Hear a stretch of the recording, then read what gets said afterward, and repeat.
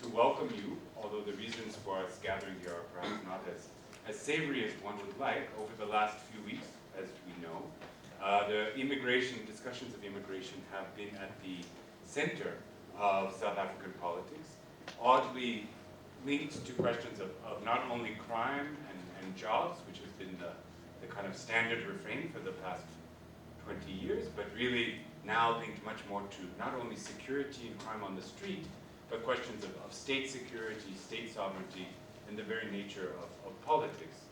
And we've seen, whereas in the past there's been quite a lot of sort of resistance to discussions of immigration control and closure from within government, we've now seen a kind of alignment among both the ANC and the DA, not the EFF, with each of the parties really trying to be as strong as possible on questions of immigration, racing each other to say which is tougher, who can do more, how do we control it? And I think lost in some of this discussion is really what does this mean for South Africa's future? What does the kind of policing of migrant bodies, what is the policing of counterfeit goods, what does a discussion of a continent or a country surrounded by other immigrant or migrant-sending countries, what is the closure of our borders, or the attempt to do so, mean for the way in which we relate to the rest of the continent and really to the rest of the world?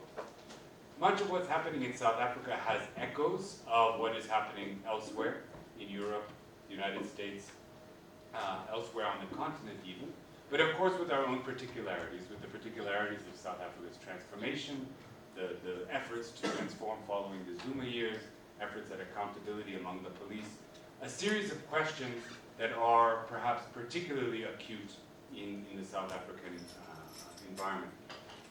We've been talking about, at ACMS, we've been talking for years about questions of migration, obviously, it's in our name, questions of xenophobia, but we've realized that we have not stimulated and have not managed to be part of a national discussion, and some of that has been because we, and I think many of the other people who are concerned with immigration, have tended to focus largely on the welfare, the human rights, the interests of the migrant population themselves. And clearly that is a population that we care about and hopefully everyone cares about, but it's also a population that is not a group that South Africans generally care much about. And in fact, our sort of sense is that the more we talk about strategies and actions that hurt migrants, the more people celebrate them. Because those people, for many South Africans, shouldn't be here to begin with. And that's part of the language that we've heard over the last few weeks. So part of what we're trying to do today is not only think about, to reframe that discussion, but to think about what this means for South Africa and South Africans more broadly. We don't have, unusually for us, we don't have a representative from a kind of migrant advocacy group on the panel. Rather, we have a group of commentators, analysts, scholars, who have thought about different issues in South African politics, all of which intersect quite directly with questions of migration, but who are not necessarily migrant advocates, or migrants themselves. So I'm going to just introduce our panel, which is, as you can see, quite an elaborate group of people. I'm going to introduce them quickly, and then basically hand it over to them. We're going to give them each 5 to 7 minutes to speak, and then we're going to open it up for discussion from you, since we are live streaming it, which is our first time ever for ACMS, so it's a big day for us. And it's also being live tweeted by Karabo, who's up there, but if you'd like to add your comments to the conversation on Twitter, you can it's hashtag #ImigMzansi, or you can tag us at XenoWatch1. Sinedile, who's sitting here, is monitoring. I'm sure our Twitter feed is just blowing up already. Yeah, so you can tag us. We'll read those questions also as part of the discussion. Afterwards, we invite you. We have some cool drinks. We couldn't afford beer and wine, but we have some other things outside, which you're welcome to join us to continue the conversation out there. So I'm going to introduce the panel in the order that I've asked them to speak. The first is Jan Bornman, one of our own students, but a journalist who is with the New Frame, celebrating its 1-year anniversary, so congratulations, writing about migration, refugees and asylum seekers, and xenophobia. He previously worked with the Sunday Times, the Times, News 24, and as I said, holds an MA from us, in migration displacement from ACMS at WITS. Next to him, to his left, on the far right of the panel, is my colleague, Dr. Jean-Pierre Misago.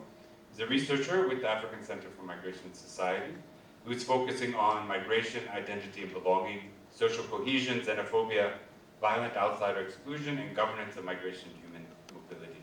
He also is the coordinator of XenoWatch, which is an online platform, crowdsourced platform, that monitors and analyzes xenophobic violence in South Africa. Sorry. All right.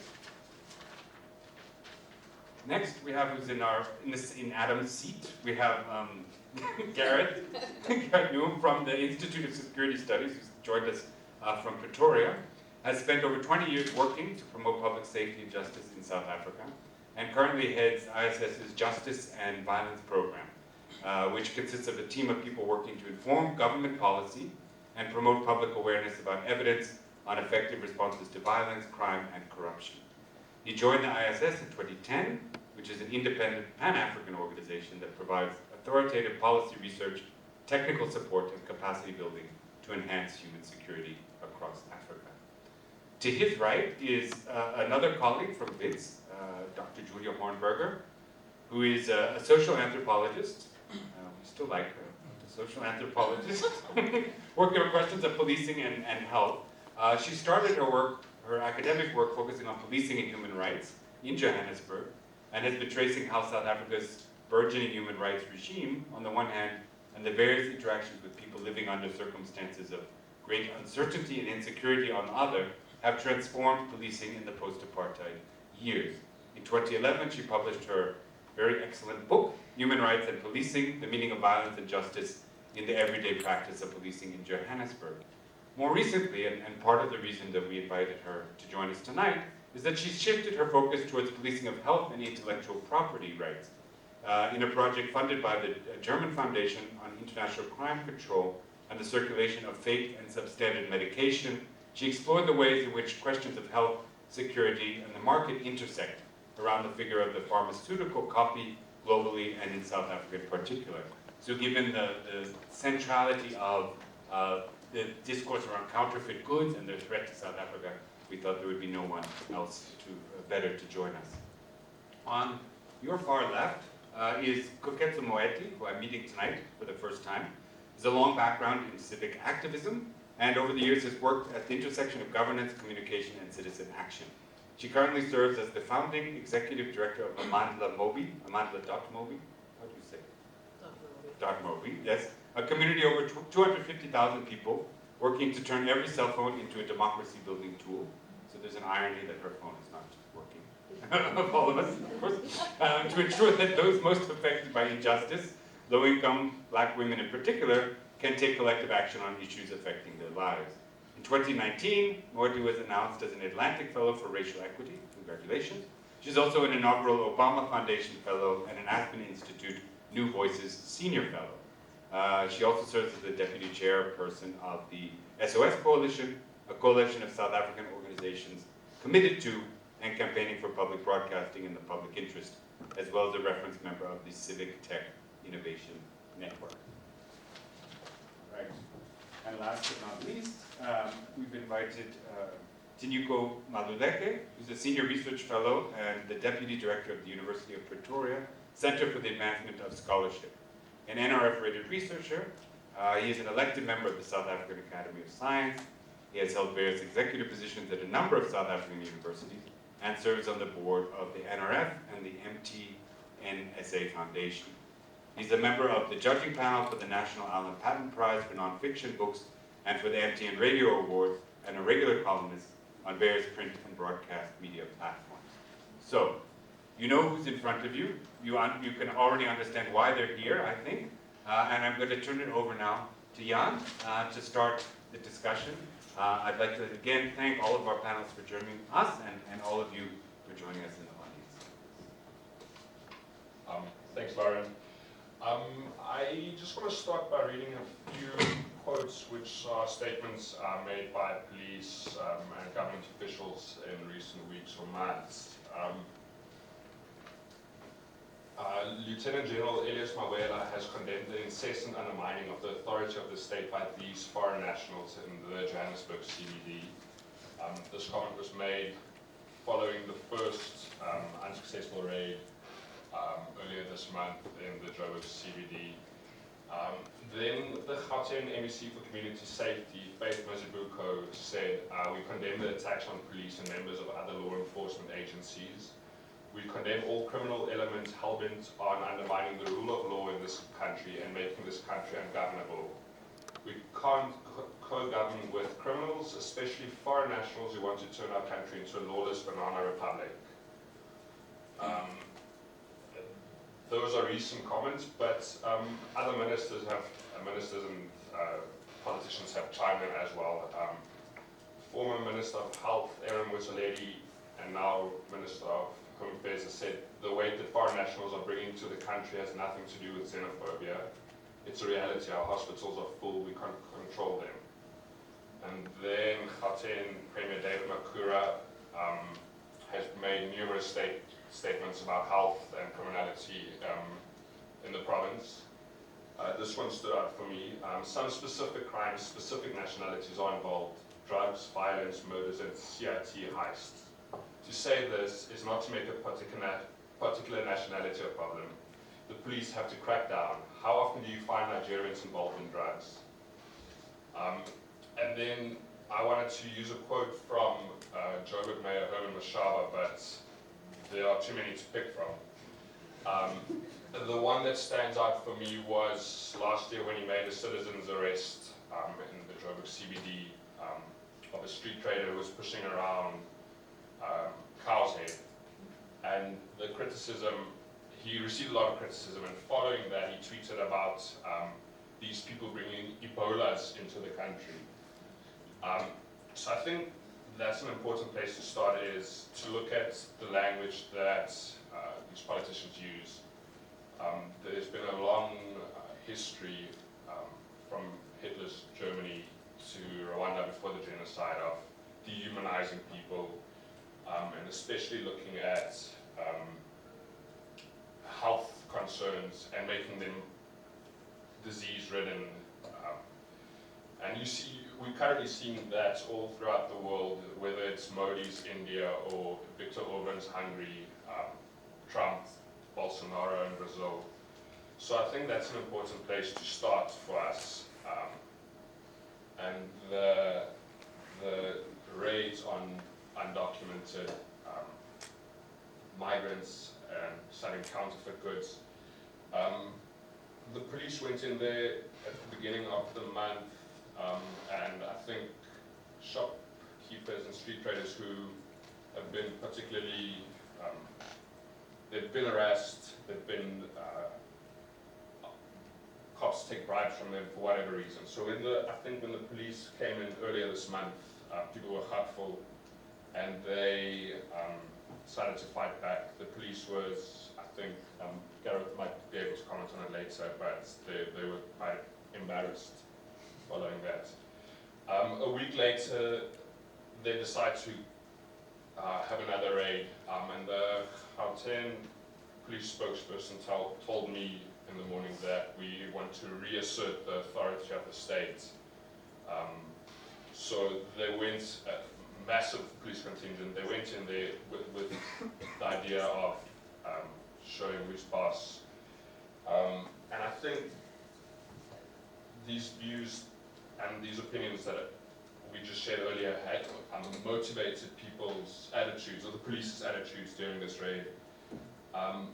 While we were there, as the police were conducting the raids, they made some really gross statements and comments just in passing. Some of the comments were like, they're illegals, they don't have the proper paperwork. Between you and me, the more of them we get rid of, the better the country will be. One officer said, Johannesburg is clean for the first time in my life. And I think that's where we find ourselves globally, as there's a global shift to the right as fascism takes hold in many countries. dehumanizing and marginalizing migrants have become the norm. And then, I'm not sure how many of you are aware, but while these raids were taking place, there was a mob that formed right in full view of the police. Police conducting raids, and the mob formed and it moved away from the fashion district area and the CBD and started attacking shops, intimidating people and looting shops. And maybe an hour or so in, a police van pulled up right after they looted some shops in Mabaneng, and the police officer just spoke to them and let them go. And the mob carried on, went to the gentlemen's hostel to try and mobilize more people, came back a few hours later, came back to the fashion district area where the raids were happening and started attacking shops, destroying people's cars and property. And again, in full view of police officers, myself and my colleague James, who's there, saw police officers lean against the car and just watched as all of this was happening.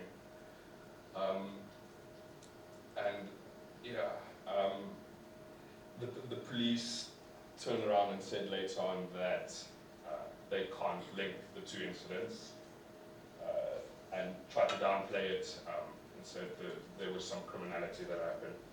And this idea of criminality is something that happens quite a lot. When police talk about xenophobic attacks, they always tend to try and downplay it and call it random acts of crime or anything like that.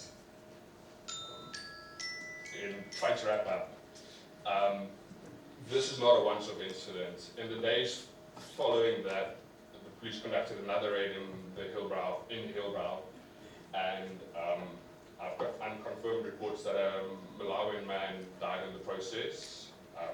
There's been incidents of residents from Alexandra deciding that they will carry out raids of suspicious homes in Orange Grove. There was looting in Soweto, and since Friday there have been unrest in Richards Bay, where about a month ago 2 other people were killed in a xenophobic incident as well.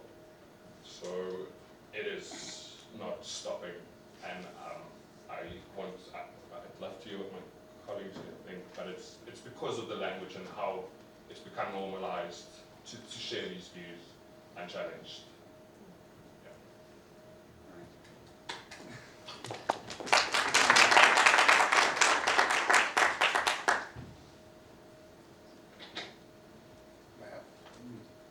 Okay, so thanks, Jan, and thanks for everybody for coming. So the mob Jan talked about is my starting point. The mob that attacked foreign nationals and their shops and their properties during the raids. Remember, during the raids, different government officials, parliament MPs, and political leaders at different levels called the raid, the confrontation with the migrants as an attack to the country's sovereignty.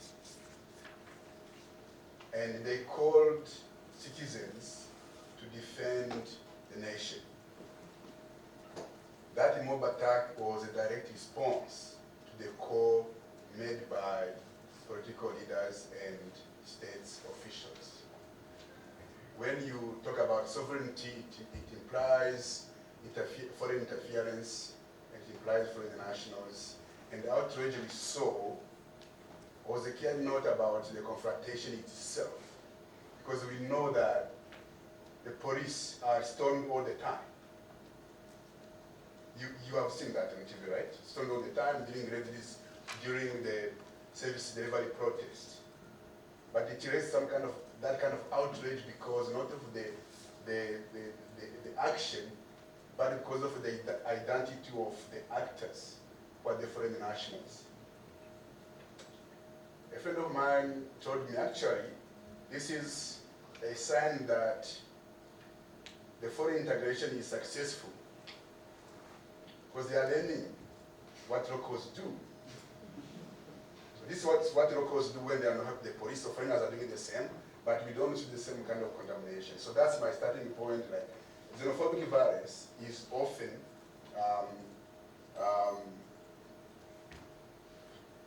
inspired by speeches, by pronouncements by political leaders and state officials.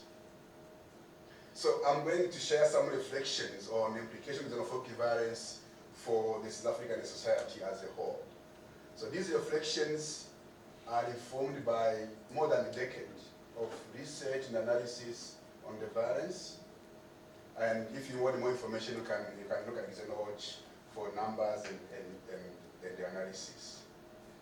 My message today, which also comes from that analysis, is that xenophobic violence is not just about immigration and immigrants.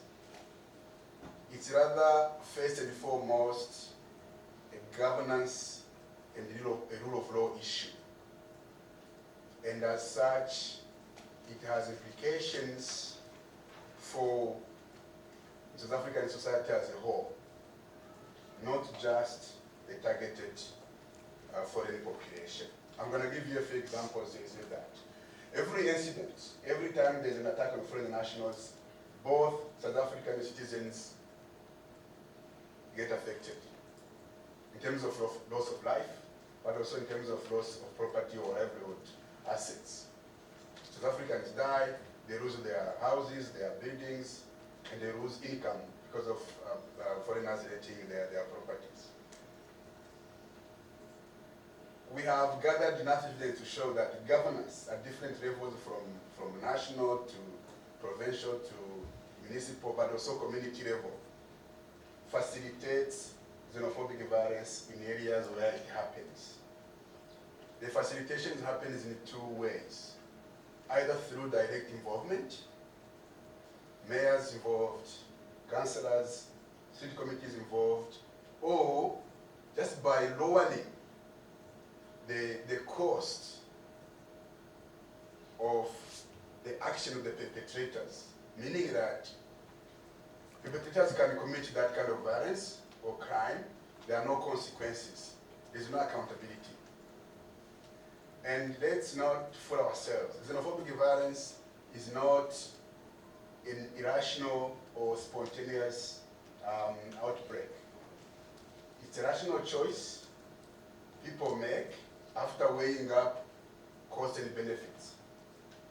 And when benefits outweigh cost, why not?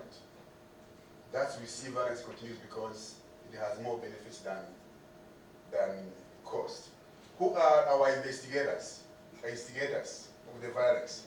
Usually we see informal leaders who have taken over the authority of state in those areas and who are using violence to further their own political agendas. These groups target foreign nationals, but also citizens.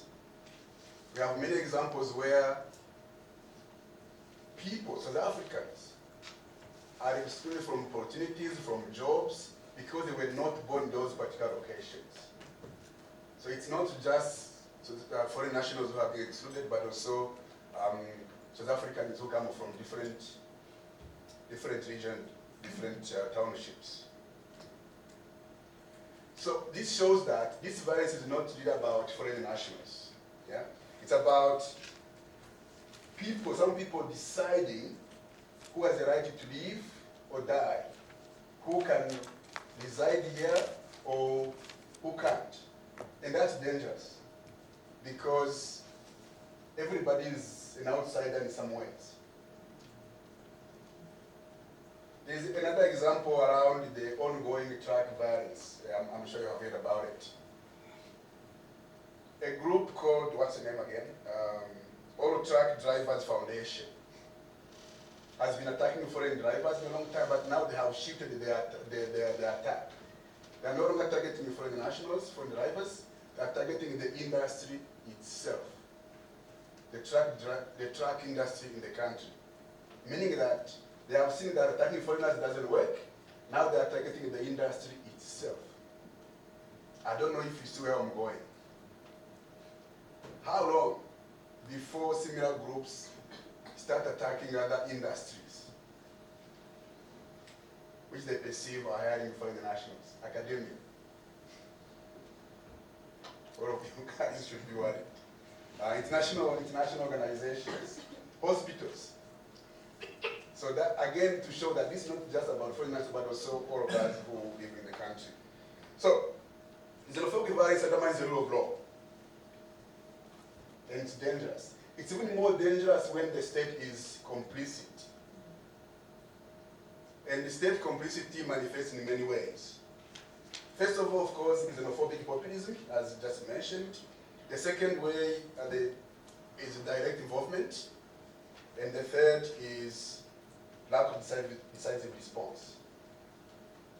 So when the state is complicit in undermining the rule of law, then we are all in danger. And states are expected to resolve group conflicts.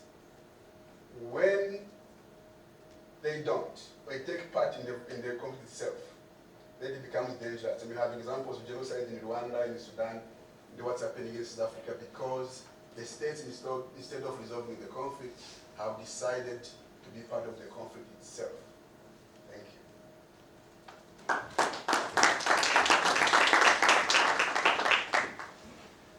So, more police means less crime. This is what our police ministers and the police want us to believe, and you'll hear this statement made quite often. It's been made recently. But if you want to look at what's going on in South Africa, it is interesting that politicians are saying things like tax by foreign nationals, for example, police, is undermining the rule of law. If you take a bigger step back and look at this, that is a small incident in a much bigger process that's been unfolding for some time now. So what we do is we track various kinds of violence and violent organized crime as indicators about what's driving security in South Africa. Between 1994 and 2012, the murder rate in South Africa dropped by 54%, more than half numbers of murders. But since 2012, last year, the murder rate increased by 19%, which means that last year there were 4,750 more murders, 20,300 murders that year, than there was in 2012, 6 years ago, which is around 13 or 14 more murders every single day last year than it was the case 6 years before. When it comes to armed robberies, people have been attacked on the streets, in their homes, in their businesses, in their vehicles. Armed robberies increased by almost 40,000 instances reported to the police last year. So in 2012, 100,000 cases were opened by the police, reported to the police. Last year, just under 140,000 cases. So that's over 110 more armed attacks across the country every single day on average.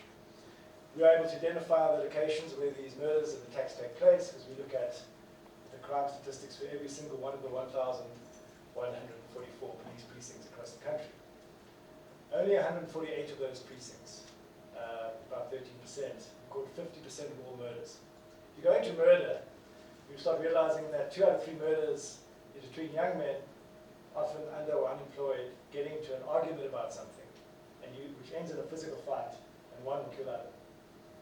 About 20% of murders, 15 to 20% are related to robberies. So the robbery goes up also increases the rate of murders. If you break down group murders, pretty much gangsterism, vigilante attacks are the drivers of most of murders. So there's about 900 gang-related murders and about 890 vigilante murders every year. A vast majority, I wouldn't know what percentage, but maybe more than 90% of these murders, if not 95%, are committed by South Africans against other South Africans. The biggest increase in murder in the last 2 years has been against women. So the national murder rate went up by 6.9%, but against women, 11%. Amongst children, 17%. So the violence is taking place in people's homes. So what are the police doing about it? Raiding people making a living in the inner city, selling so-called counterfeit goods. Why are they doing this? Because policing is inherently political, everywhere in the world. We know that if the police adhere to very strict principles about being seen to be credible, to be fair, to uphold people's dignity, and they have high levels of public trust, then they have the biggest impact on public safety. People tend to commit less crime, more likely to adhere to the rules, the laws, and you have a much more stable and safer society. But unfortunately in South Africa, whereas that is actually in our documents, it's in our constitution, it's in the policy documents, the reality has been very different. And why is that? Well, there was a big effort at reform since 1994, and it improved things tremendously. But from about 2006, when Jackie Selebi was fighting corruption investigations, we saw things starting to get a bit wobbly. And then from 2009, with President Zuma's appointment to presidency, we started to see what has been termed by the National Development Plan as a serial crisis of top management in the police. So we ended up having 6 different people occupy the seat of National Commissioner between Jackie Selebi and 2017. For 17 years, not one of those people who ran the police, the most powerful officer in the police, was a trained police officer.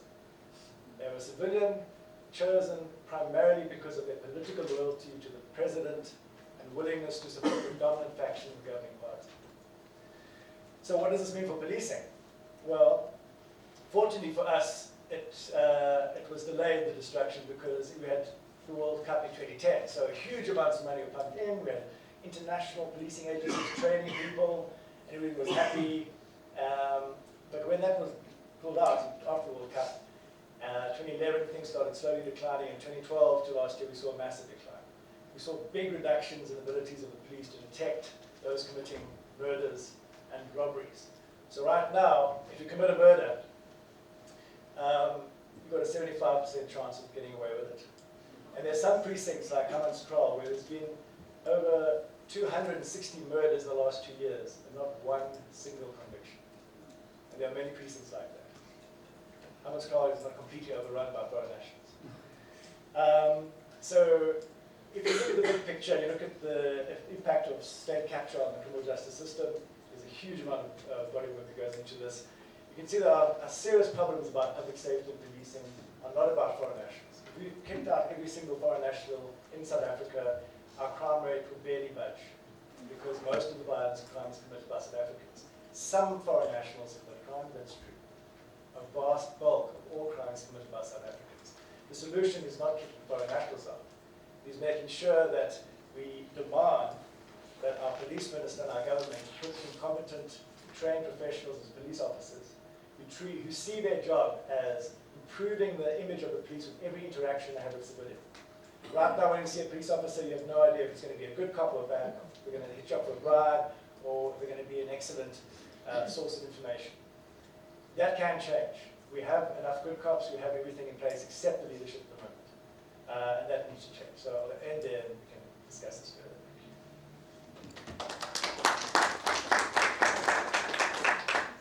Okay. So, welcome everyone. Nice to see you all here. Thank you for inviting me to this panel to speak on the issue of counterfeit policing. I want to make 3 points here today, short points hopefully. So first, some words on the legal procedure of policing of counterfeit goods. Secondly, in whose interest is the policing of counterfeit goods? And thirdly, what is the connection between counterfeit goods and non-nationals? Not long ago, I carried out some research with the Johannesburg counterfeit unit of the commercial branch of the South African Police Service. My impression at the time was that this was a rather low-key unit. The importance of counterfeit crimes usually paled in comparison to other units dealing with credit card crime and money laundering. Nevertheless, the unit was regularly awarded the trophy for the most arrests and search and seizures. This is because the unit would go out weekly to arrest people for selling fake DVDs and CDs and seize their goods. This boosted their internal performance stats substantially above everybody else's within the Johannesburg branch. However, very few of these cases would ever see the light of a court, not to speak of a proper conviction. The reason for this is the following. For a counterfeit case to even begin to be legally successful, a brand owner, so the Nike company, for example, or Apple, or any of these kind of big brands, of the goods apparently counterfeited would have to open a criminal case within 3 days of the seizure. So the police can't open a case. It is the brand owner itself who has to open a case. And then send in a report confirming in great detail which of the goods are fake and how this can be detected. The same is needed under the Copyright Act when it comes to the copying of CDs and DVDs. The way search and seizures are being carried out in the inner cities, such industrial forensic process is often impossible. Firstly, often big brand owners actually couldn't be bothered and can't even be contacted by the police, right? They seized, like, let's say, 20 seemingly Nike shoes. Nike says, we don't have the time to deal with this. And even if they are reached, they don't have a local expert available who would come and inspect the goods and write the appropriate report. Often also police seizes so much different goods that multiple brand owners would have to be contacted, which is basically beyond the capacity of the police. Also, in many cases, the original brand owners are not even identifiable. You know, is this really a counterfeit good, or is this just like an invention of somebody? And mostly, the goods seized are cheap goods which come from China, but only because something comes from China doesn't mean automatically it's counterfeited. The reality then was that basic paperwork, which was necessary to elevate the cases to be taken serious by a court and not chucked out immediately, was rarely available. So instead then, suspects were released before the 24-hour timeline and their goods were simply destroyed, and these traders would not dare to demand their goods back. Counterfeit policing operates on a very murky legal terrain, which often can lead to arrests because there's the impulse, the law is there, which can be evoked, but rarely a proper legal process. It is thus conducive for police to work in a gray zone of heightened police discretion, which we know leads to corruption, but very little accountability towards the law. My second point is more about if then the police were indeed successfully policing the circulation of counterfeit goods, in whose interest is it? Counterfeit goods are generally very popular goods. Most people are under no illusion that they are buying the real thing when they are buying counterfeit goods. The originals are often expensive goods, markers of class and belonging, which are made accessible through counterfeiting them to those who normally can't afford them. They are a shortcut to classiness, or one could say. In many ways, they democratize exclusivity. The argument against counterfeiting is often presented as a moral argument that buying counterfeit goods is stealing from the one who had the original idea. But firstly, these are not people but companies, and secondly, people won't buy the original if there was no counterfeit, because they simply could not afford it. So it's not really competing markets here. Thus, if the police capacity is now employed to police these brands, in which interest is it really? What they do is they protect the exclusivity of these goods, maybe even their profits. But with many of these companies not even being in South Africa won't see much of a return either. In other words, it is simply policing in the name of a consumer capitalism. This happens under the banner of public-private partnership. I always thought that public-private partnerships means to put the private into the service of the public, for example, to run a hospital better. But in this case, it simply means to make scarce state resources available for international capitalist companies. The police is doing the rough work for profit somewhere else. Finally, and this is more an interpretive stance, trying to understand what goes on in the rhetoric of police and many South African people which support these rough interventions in the inner city. Why is it that the issue of counterfeiting is then so successfully employed to criminalize foreigners? I think it is a heightened politics of suspicion which plays on police and people's mind. The distinction which seemingly can be made between goods, a fake and authentic, is transposed onto people as true and false citizens. The conclusion is made that selling fake goods equals to being not a true citizen. One could even go further here. Fake goods, they index at the same time reveal a particular rapacious capitalist force, namely the making of money out of nothing, so to say, which is the exponential increase of value due to the brand attached to it. Such capitalist savviness and exploitative knowledge is then projected onto foreigners and contrasted with how the seemingly upright and bound to more authentic, as in rural or traditional African values are being exploited. So just to repeat this is not what I'm thinking. This is an interpretation of how the counterfeit mobilized in criminalizing.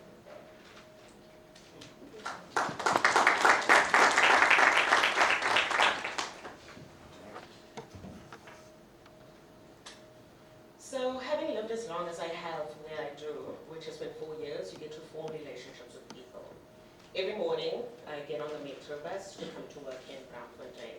And so the people I spend time with, mainly elderly people, I've come to have many conversations with them.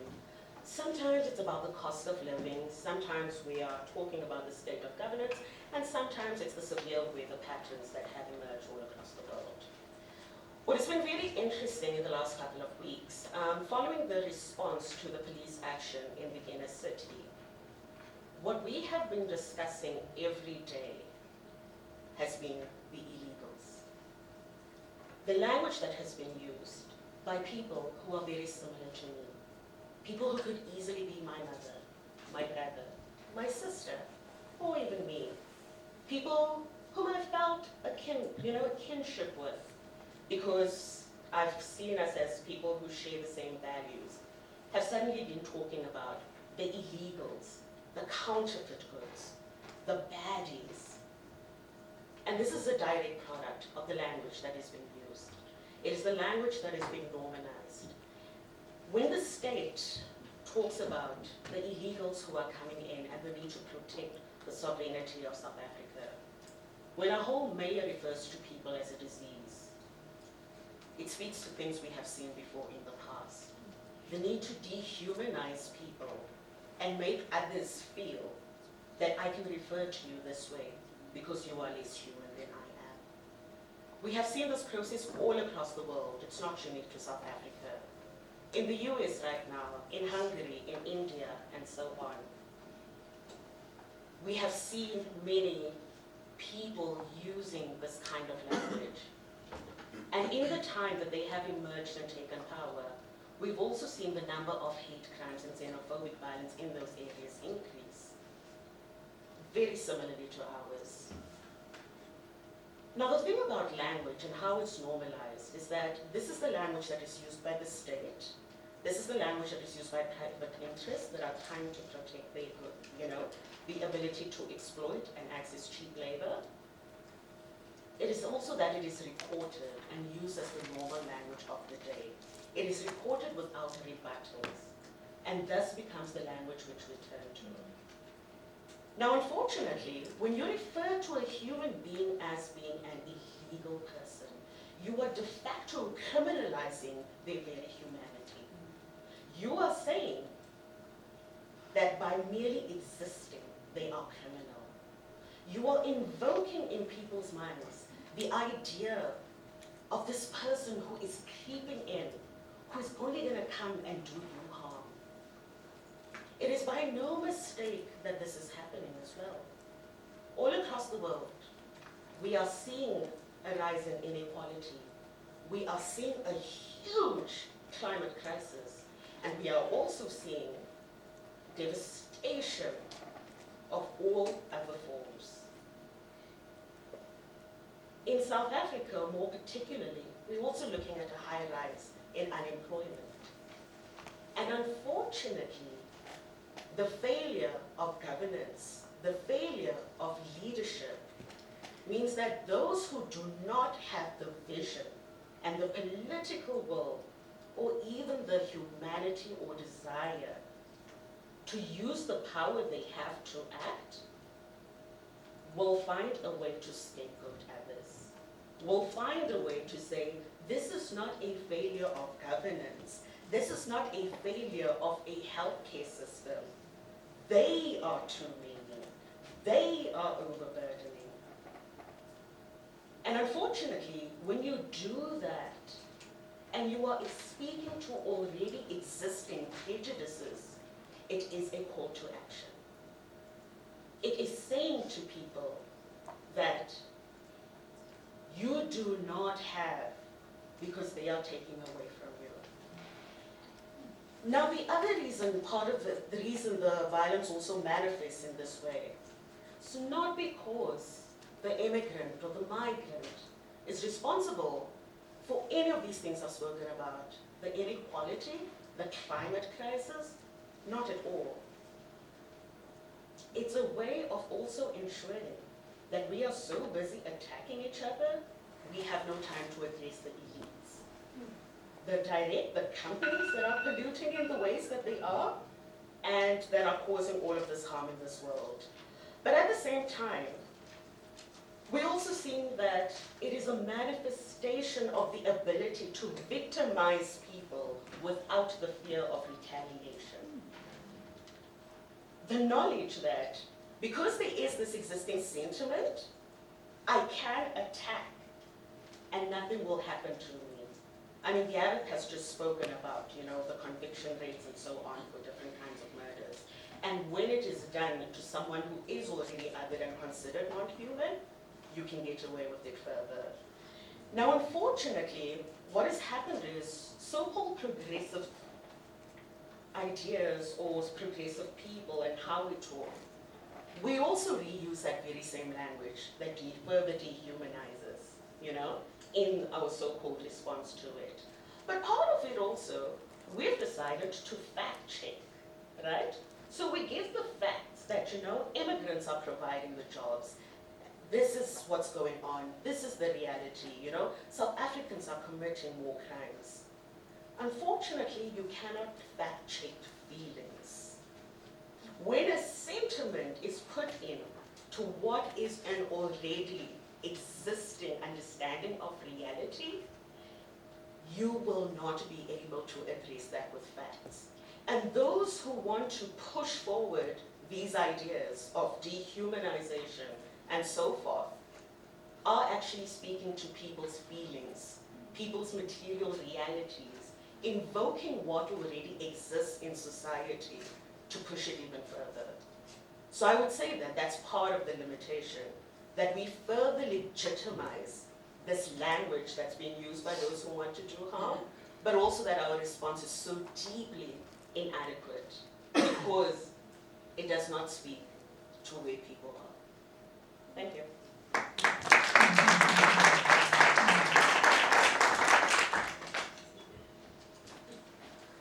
Thank you very much. I think it's very hard to speak after so many good points have been made already. But I wanted to start my brief input by making reference to Ben Okri, the Nigerian writer. Early this year, in March, he published his latest novel, The Freedom Artist, which I had the privilege of reviewing. In that book, he paints a picture not just of a country, but of a world in which people have forgotten their founding myths, or better still, are forced to forget the founding myth because the founding myth is too uncomfortable, it's too dangerous. The other very important thought in that book is that there is a police force. You spoke about the police having a political function. The police force in that world is actually cannibalistic. Instead of doing riot control, they simply eat up the people. And the rich join them in eating up the people. And so in that country, you have many people without limbs, which have been beaten off by the police.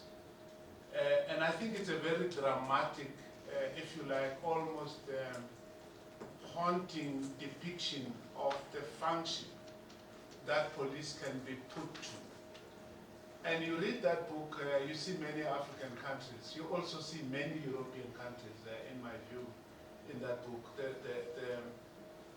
And part of the problem in South Africa, I think, has to do with our founding myths. So we called ourselves a rainbow nation. And some people are beginning to contest that. And I think because our founding myth did not really deal with issues of our place in Africa, for example, or issues of our woundedness as a people. Our founding myths tended to brush over those kinds of things, whether we are an African country or just a country in Africa, whether we are so wounded that we will need more than the TRC to deal with our pain and our woundedness as a people. So that's one thought. The other, of course, is, so if you watch the Black Panther, that great nation of Africa, Wakanda, was strong because, among other things, vibranium was discovered in Wakanda. And so they could build all sorts of technological advances. They had a foundation.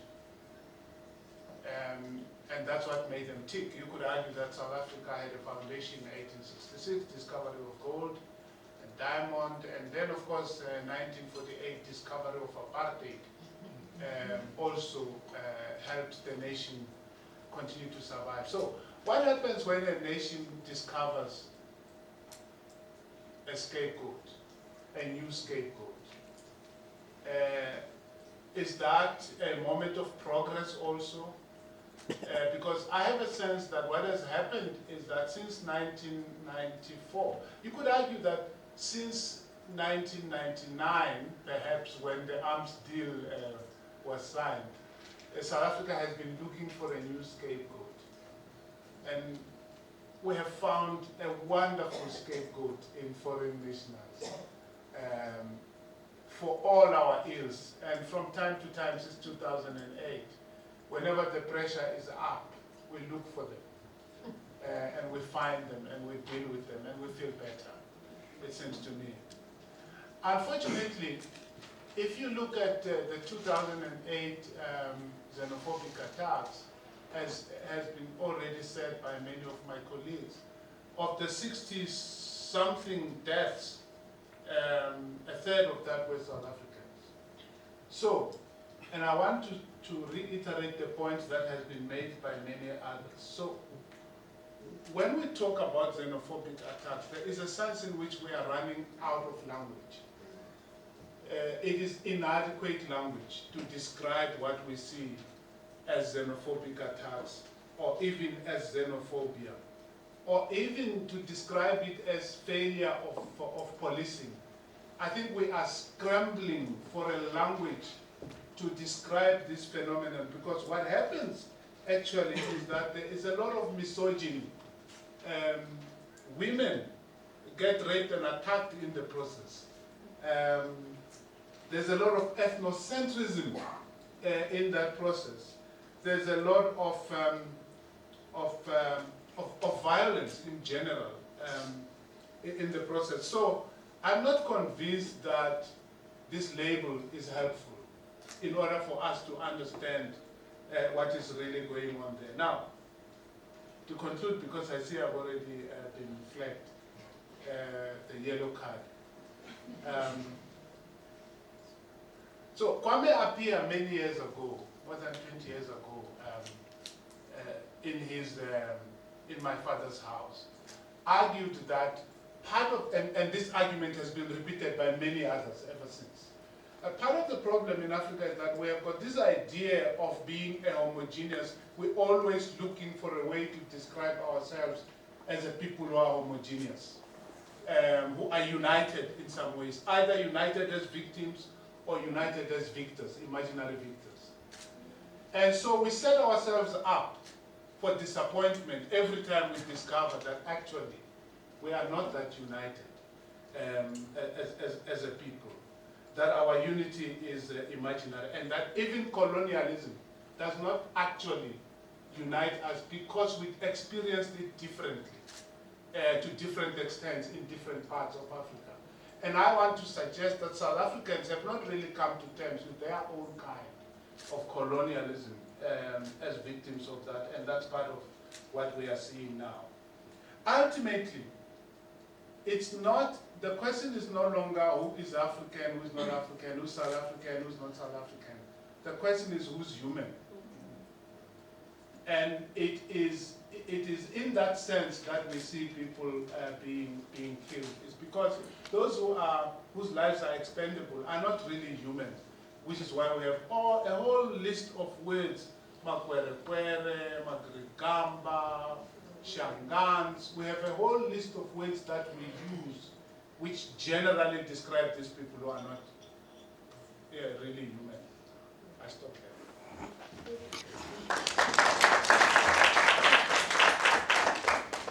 All right, I'm going to sit here for now. I'm going to come get a microphone. Let me begin by thanking all of you. I think I came here to learn and to listen, and I think I've fulfilled my mission, but I want to learn and listen more. I think you're absolutely right to say that this is a discussion that is about feelings. It's about what it means to be South African, what it means to live with others, what it means to be human, what are our obligations to each other and to the people that we think are not like us. And even though we can not counter myths, or we cannot counter sentiment with facts, we can explore the implications of those sentiments for the real world in which we live in. And I think all of you have highlighted in very different ways what some of those implications might be.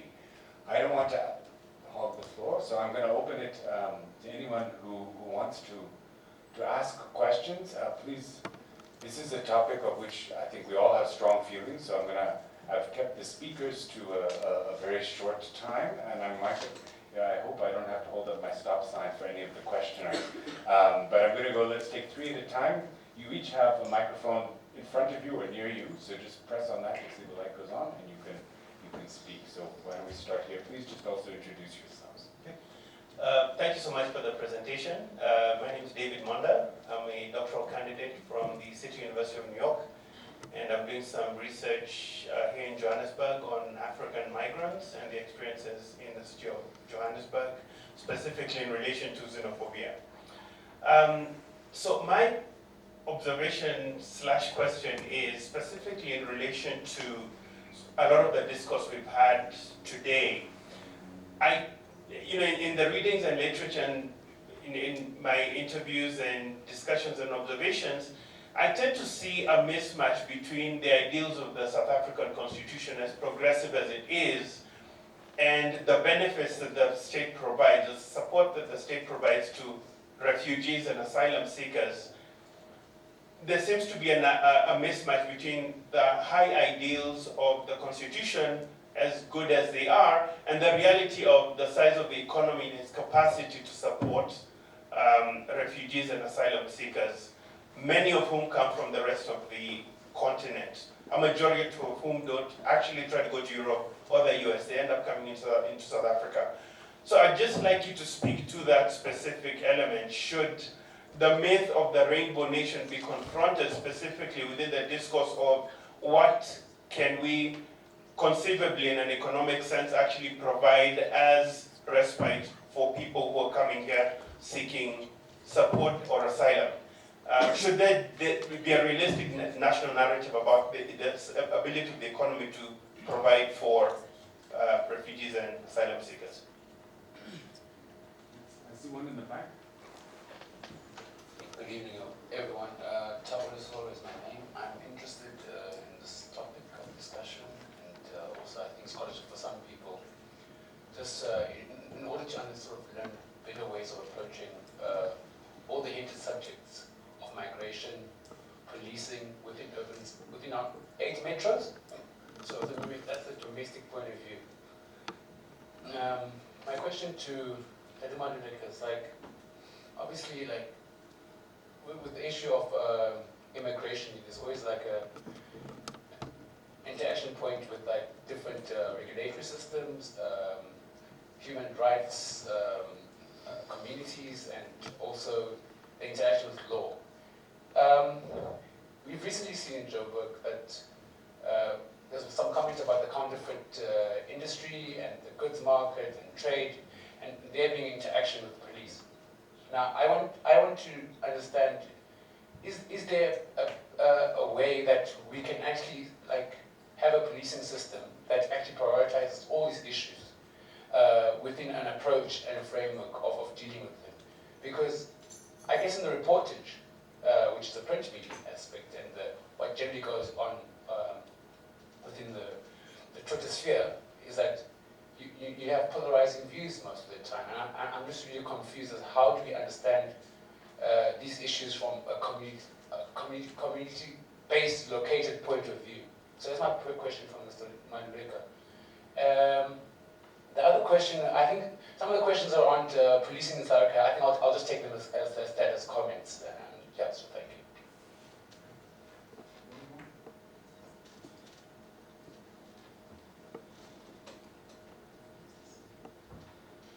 Thank you very much for those insightful analysis that you have given us.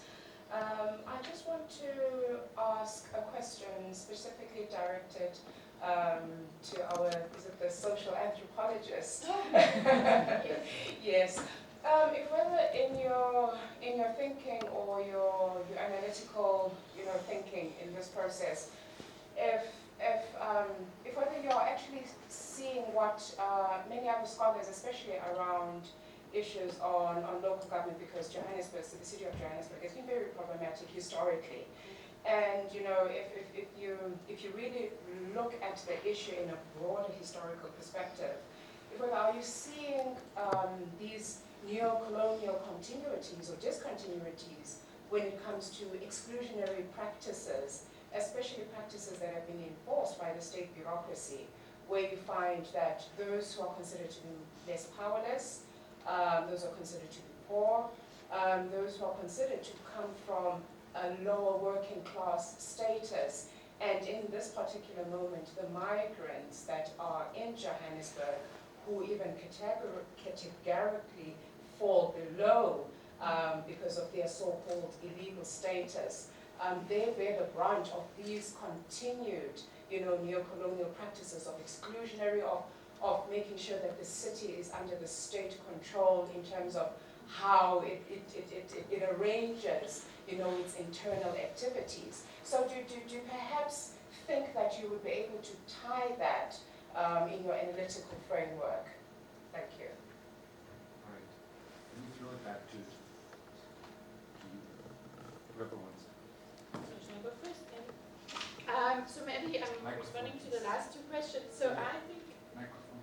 Oh. Okay. So I think. So it's very interesting to think about how this kind of misplaced policing comes about, right? So I think there's two, and these are very linked here, because we could, on the one hand, we could say that we see a police which is being put in the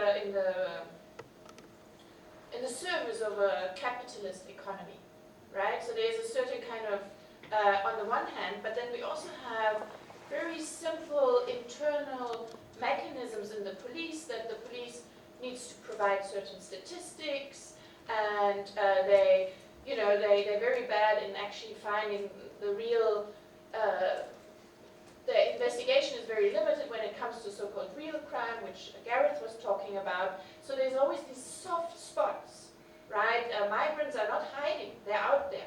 Counterfeit goods or cheap goods, they're not being hidden away, they're out there on the street, right? So the police, it's just like a fruit basket. They go out on the street, they pick up these people, and here they are, the statistics. And the interesting thing about some of these police statistics, they don't need to be conviction cases.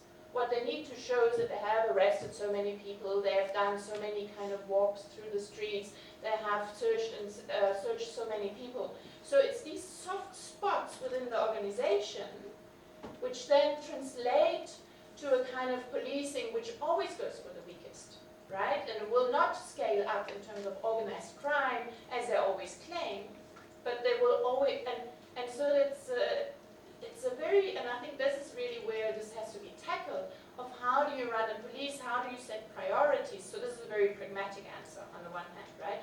How do you actually make sure that these soft forms of policing don't even matter, right? And that instead of also just saying these are human rights abuses, just saying like if you're doing this, this is not serving the purpose of the police. So I think that's one side. But then there's, but it's just because of the incapacity about the police that so much of these soft targets are constantly being pulled in, and counterfeit goods lend itself to it, but you know, the DVD stuff, copyright stuff as well, and just the pure fact of people being illegal already is enough for that. But on the other hand, I do think that there is overall a strange understanding of whose peace is the police to keep.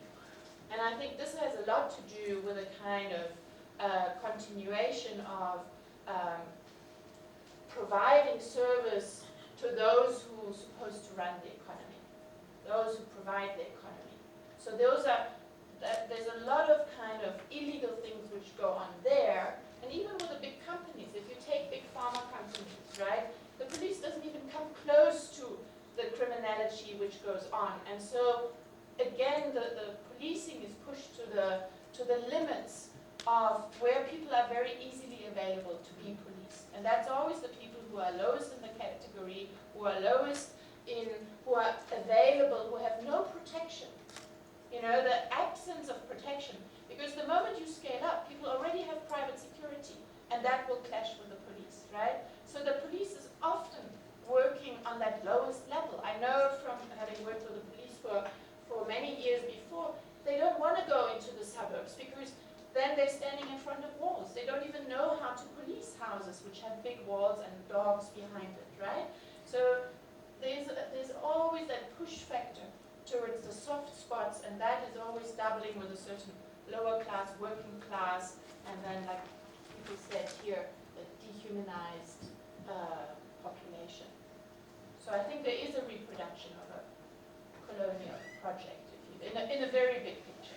But I think the challenge is also to see how it is produced.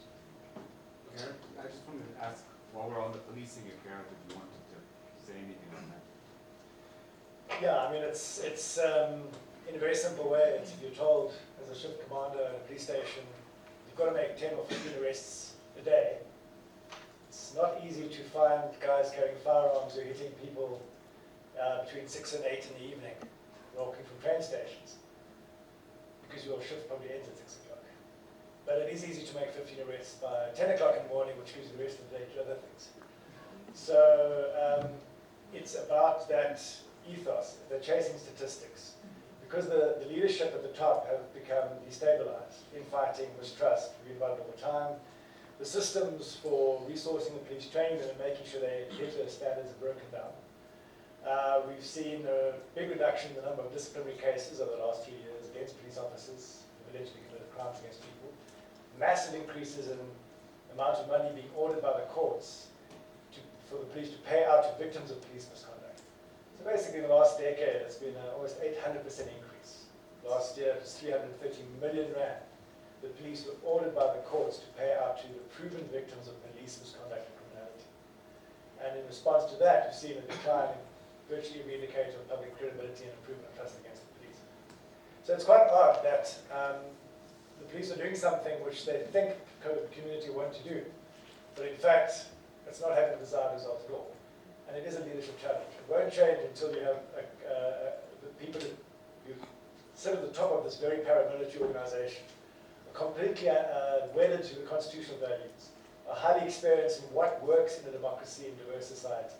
This has been studied for over 100 years, so there's no real secrets about this. You make sure that the police's main objective in every interaction is to build public trust amongst everybody, and particularly amongst vulnerable groups. And if you can do that, it's only then do your police have a hope in actually providing public safety. That's why I started earlier saying it's not more police, it's better police. If you add more police to a dysfunctional policing system, you have more police corruption, you have more police brutality, and you have a greater reduction in public trust in the state. You guys are really lifting my spirits. Yeah, I grew up in Soweto, and my first arrest by the police was when I was 14 years old. So I've learned not to trust police. Not in this country or in any other country. I have a natural, almost naturalized allergic reaction. Now, I understand that police have to do their job. There are rules, there are laws, but I think we must understand that ultimately police are a tool. They are a state tool.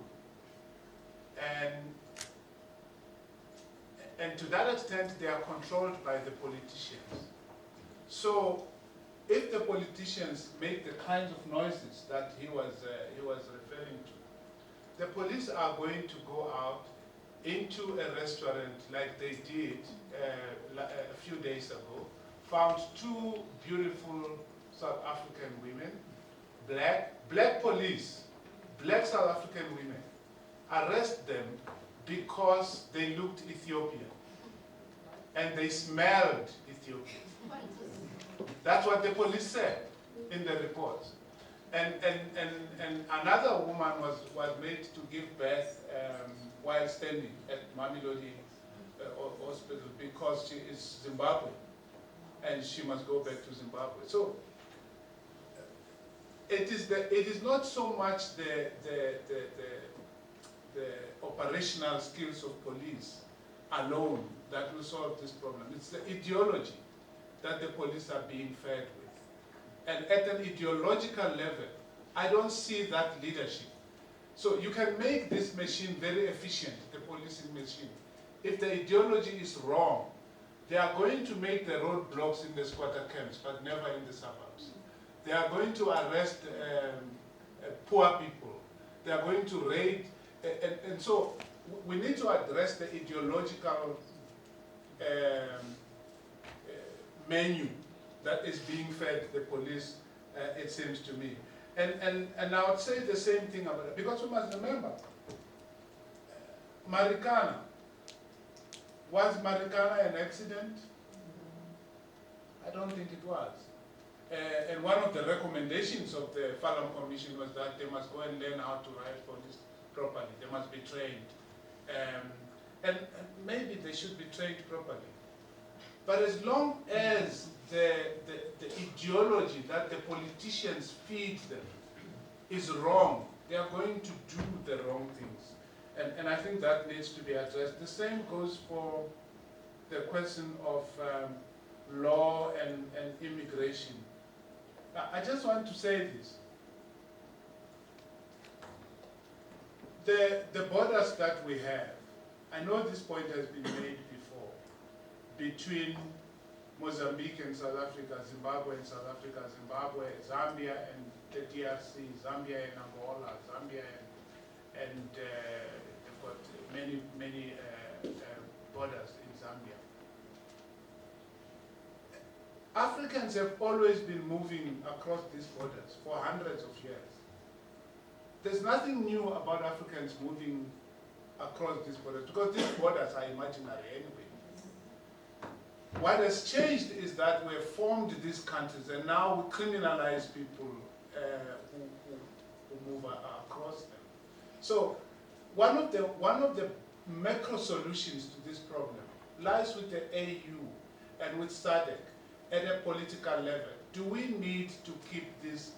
The African passport is one of the most hideous things to own because it prevents you to move across Africa and it prevents you to move in the rest of the world.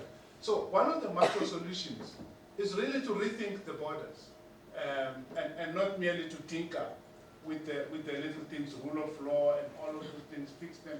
You can fix them, but until you fix ideologically and politically in terms of what arrangements we have between African countries, I doubt if it will be sustainable. I can't remember your question. I'm just, if either of you want, on either end, you can't see each other, so maybe we can throw it. Let me go first speaking. I wanted to talk about the mismatch between constitution and realities of or support to refugees and asylum seekers. I want to remind you actually that that mismatch is not only between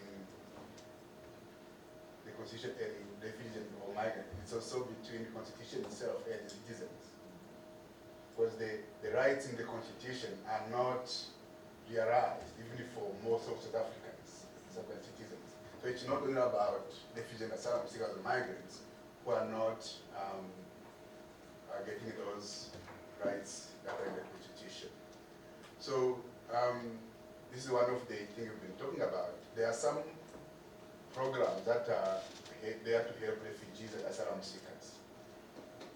And when they help those programs are helping people living among South Africans who are equally poor, who also don't have access to those constitutional rights.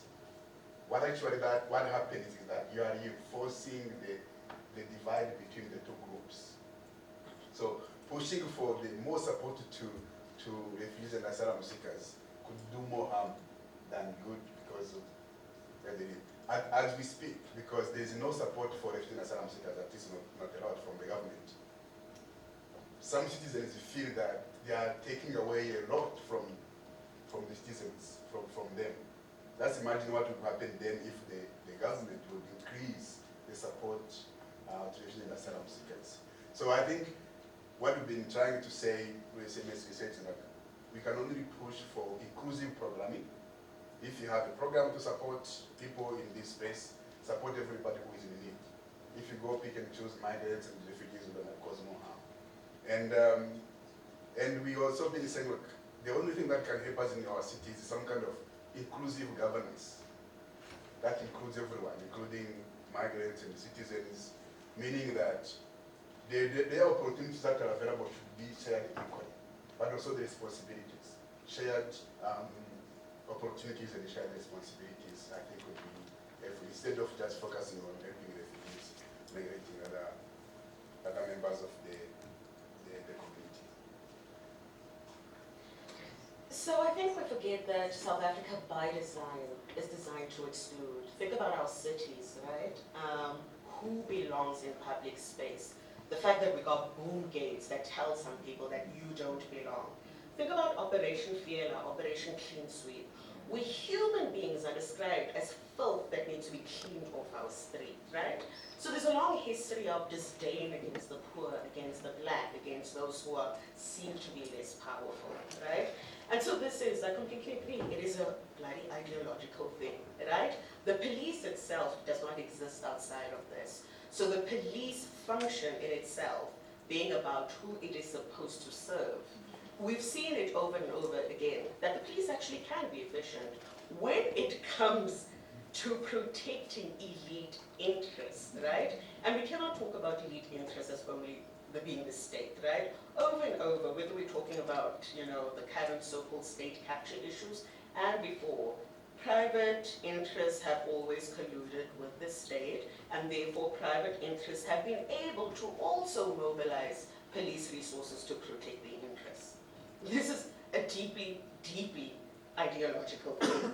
And so, so I think also when we're thinking about our cities and some of the functions these state services are supposed to serve, it is a mistake to see it solely as an operational matter, right? You can have the most functional service of all. You can have a very trusted service of all. But if at an ideological level, it is unable to recognize that public space belongs to all who exist in it, that public space is for the public, and that there are not certain people who constitute the public and others are the other, you will continue to have a problem. And it's not unique to police. I'm talking about, just South Africa inherently by design. And I like the thing about the founding myths, right? Also, we went through a very traumatic time as a country, and to kind of ease us into this idea that, we can all be one in some kind of bloody rainbow, you had to invoke a nationalism, a national identity, right? You had to invoke this kind of sense of you are special, you are exceptional, look at each other, you are the only human beings who exist. And these are some of the things we need to undo. So it is good that these things are being questioned. It's good that it's out there. But on the other hand as well, inequality breeds conflict. Inequality breeds violence.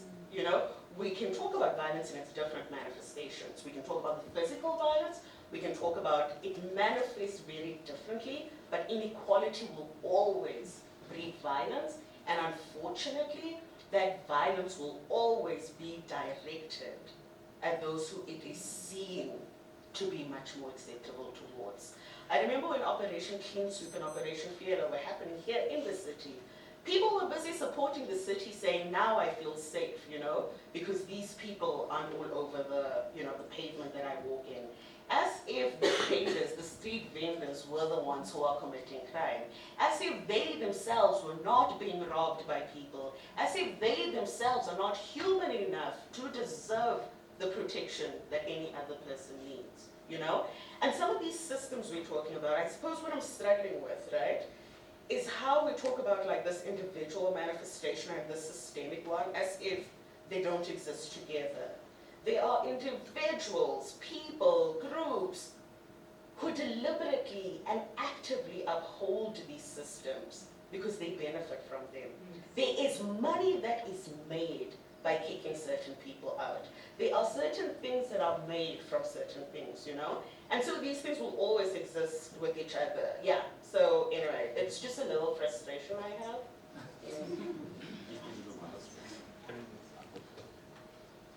I just want to follow up on the question about asylum seekers and refugees accessing services, especially accessing healthcare. I'm not sure if you're familiar with how the process works around asylum and refugees, but people apply for asylum, and while Home Affairs try and determine their status, they're on these permits. The permits aren't long term. Sometimes it's given for a month, for 3 months, or 6 months, and it continually has to be renewed. I've met people who has been on asylum for 10 years, and as an asylum seeker, you do not qualify for free healthcare. So I've written about a number of people, kidney failure and so on, who are essentially dying, and state hospitals are telling them, we can't treat you, you must pay. And I mean, it's exorbitant amounts of money to pay. There's actually a case of an Ethiopian asylum seeker in court this week trying to access dialysis treatment, and she's in her mid-20s, and she's been on asylum for quite a while. So, yeah, just a comment. I think we have time for another quick round. I see 2 hands, Jacob, and there's a few more. So I'll just ask you to go quickly. Before, we did get one question over Twitter, so I feel like I should read this from people. And it's really aimed at Jan, but perhaps could also be answered by others, which is essentially asking, these are important issues, how come the media coverage on these issues have been so appalling? And maybe you can reflect on that, whereas immigration is something, as Koketso was saying, people talk about every day, and yet it only appears in the media when immigrants are getting killed or rounded up. So why are those discussions not happening in the public? So why don't we can just start with Jacob and we'll move our way back.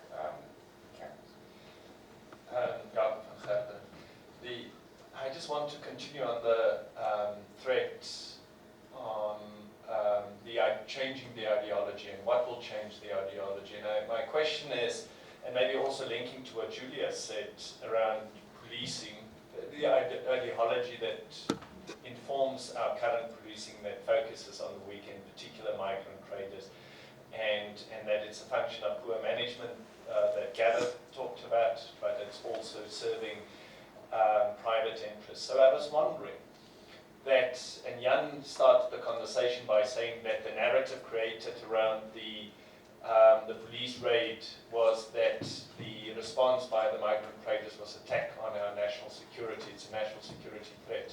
And it obviously wasn't. But what if it becomes one? So what if there is a response in other African countries to the policing in South Africa of migrant communities? And what made me think of this was a conversation I had earlier today by reports that these the attacks on foreign truck drivers will be met by a response in neighboring countries on attacks on South African truck drivers, and will that perk up ears of the commercial interests in South Africa, as those South African companies have all businesses there. And I also remember in 2015 and also in 2008 in Nigeria, there were threats made. I don't think there was ever an actual implementation implementation of those threats, but those threats certainly reach the political ears. And I was just wondering whether one could imagine that that could form part of something that will change the political ideology. And then maybe just a last comment. Ideology is obviously informed or takes the form of laws and policy, and our immigration policy is a very exclusionary policy and laws, and it has become even more restrictive over years. And so that narrative around who can comply with the strict requirements set by the laws will never be a reality. Thank you. Good. Two. And if you could, again, I promise that we let our speakers go before too long, so yeah. So speaking to the Operation Fiela program that the City of Johannesburg had, I'd just like the panel to further expand on the issue of how Johannesburg is branded, that it's problematic that this world-class African city has pockets of informality that do not contribute or are not even part of the image that is portrayed by the state, which in turn is covered by the blanket of the issue of immigration and illegal immigrants. Hi. So it seems to me that our police force is of a very colonial nature, right, and colonial thinking. So the policies and the policing and military systems and strategies are also very colonial. So then this is why they're so very comfortable with infringing on people's basic human rights, because this is all they know. Because we know that most of our the people in the police force are black men that were probably there in the struggle during apartheid. So now we have this internalized sense of inferiority that allows it to be acceptable for them to be inhumane people. And because they see themselves as barely human, they treat other people they see as equally non-human in this manner. So is training police officials a good enough approach in dealing with immigration issues, or are we just enabling them to be better at legally bullying and discriminating against the marginalized people? Fantastic. I'm sure there are more questions, but because we have to wrap up, what I'm going to do is give all of the speakers a chance to reply quickly to the ones that they feel, or to offer a final comment, and then invite you all to join us outside, and you can assault them yourself. I want to take a different side to this. That's why I think I Okay, can you do it in 1 minute? Yes, thanks. Let me be a bit controversial here. The question for me, and mainly to the panel, is that are we not too harsh on the South African state? The reason for saying that, migration management is a very complex matter. At a distance, perhaps it looks you can easily get to solutions of that. I would ask John also to say that, isn't it that, what would be the appropriate response of the state last 2 weeks ago in Johannesburg City? What would have been the appropriate response of the South African state to the situation in Johannesburg? And perhaps the reason why I'm asking this question is simply because, until the end of the previous century,